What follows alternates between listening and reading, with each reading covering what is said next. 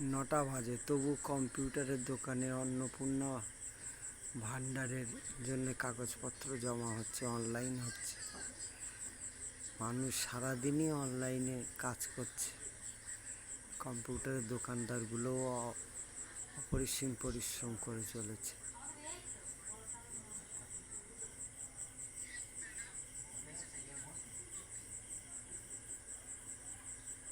মানুষ অনলাইনে, তার সাথে বাচ্চারা এসছে, তারাও মার সাথে আছে।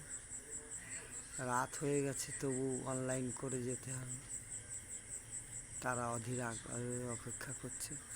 অনেকে আবার বাইরে বসে আছে, তাদের ডাক কখন পড়ে।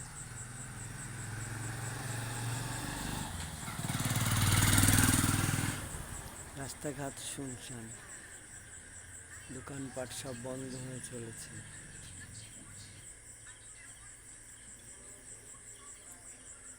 তবু কাজ এখনো চলছে।